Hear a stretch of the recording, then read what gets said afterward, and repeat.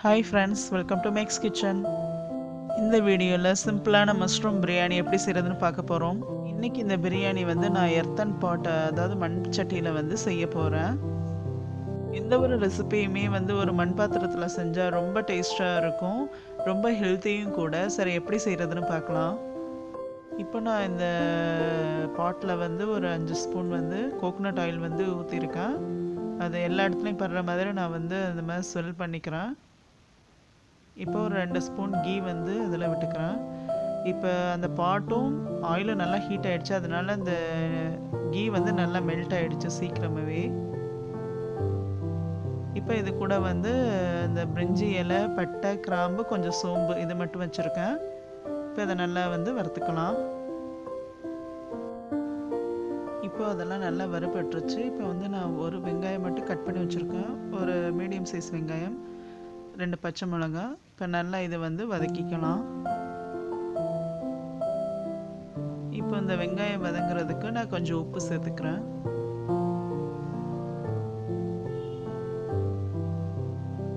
இப்போ வெங்காயம் நல்லா டிரான்ஸ்பரண்ட் ஆகிற வரைக்கும் வதக்கிக்கலாம்.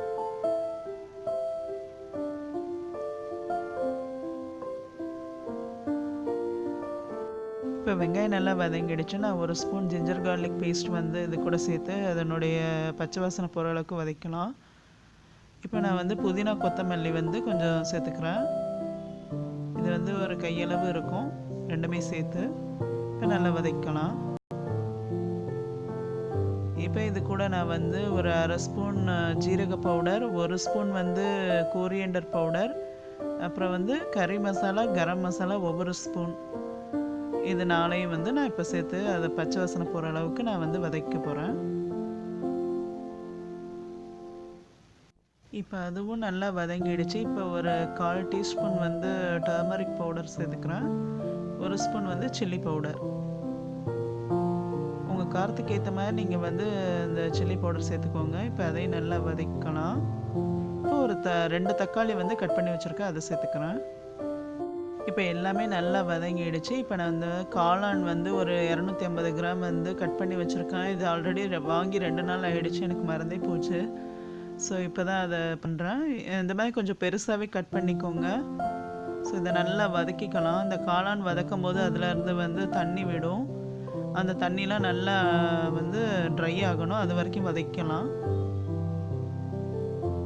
மூடி போட்டதால் அது வந்து சீக்கிரமாகவே வதங்கிடுச்சு, தண்ணிலாம் வந்து ட்ரை ஆகிடுச்சு. இந்த காளான்லேருந்து வர்ற தண்ணியும் கூட இப்போ எண்ணெய் வந்து பிரிஞ்சு நிற்கிது. இப்போ நான் என்ன பண்ணுறேன்னா 2 ஸ்பூன் வந்து தயிர் ஆட் பண்ணிக்கிறேன். நீங்கள் எந்த ஒரு பிரியாணி செய்யும் போதும் அது கூட வந்து தயிர் ஆட் பண்ணுங்க, டேஸ்ட் ரொம்ப நல்லா இருக்கும். ஸோ இப்போ அதை நல்லா மிக்ஸ் பண்ணி விட்டுக்கலாம். இப்போ இந்த காளானில் வந்து நான் இந்த மசாலா வந்து நல்லா இறங்கிடுச்சு. இப்போ நான் இந்த டயத்தில் வந்து ஒரு 3 கப் தண்ணி வந்து நான் தனியாகவே வந்து ஹீட் பண்ண வச்சுருந்தேன், ஏன்னா டக்குன்னு வந்து பிரியாணி செஞ்சிடலாம் அப்படின்றதுக்காக.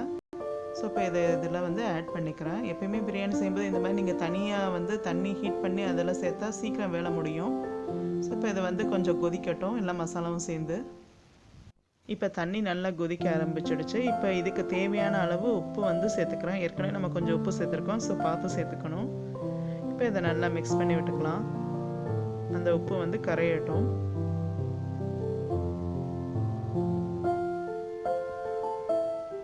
இப்போ நான் வந்து 2 கப் அரிசி வந்து ஒரு அரை மணி நேரம் ஊற போட்டு வச்சுருந்தேன், பாஸ்மதி ரைஸ்.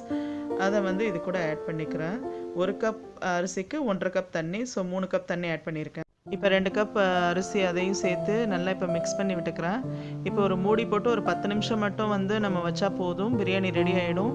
இந்த மண் பாத்திரத்தில் வந்து சமைக்கும் போது நம்ம அந்த டயத்தை விட ஒரு 5-10 நிமிஷம் முன்னாடியே வந்து ஆஃப் பண்ணி வச்சுடணும், சரியாக வந்துடும் அந்த லெவல். ஒரு 10 நிமிஷம் கழித்து நீங்கள் பார்த்தீங்கன்னா பிரியாணி சூப்பராக இந்த மாதிரி ரெடி ஆகிடுச்சு. சாதம்லாம் நல்லா வெந்திருக்கு. அவ்வளோதான், நம்ம பிரியாணி ரெடி. இப்போ ஒரு 10 நிமிஷம் அப்படியே வச்சிடலாம் மூடி போட்டு, இன்னும் நல்லா அது வந்து செட் ஆகிடும். பாருங்கள், பார்க்கவே எவ்வளோ சூப்பராக இருக்குது. சூப்பராக ரெடி ஆகிடுச்சு. நான் அது பிளேட்டில் வந்து கொஞ்சம் வைக்கிறேன். நம்ம நார்மல் பாத்திரத்தில் சமைக்கிறத விட இந்த மாதிரி பாட்டில் வந்து சமைக்கிறது ரொம்ப ஹெல்த்தி, அதோட டேஸ்ட்டும் வந்து ரொம்ப அதிகமாக இருக்கும். அதில் பண்ணுறதை கம்பேர் பண்ணும்போது இதில் வந்து ரொம்ப டேஸ்ட்டாக இருக்கும்.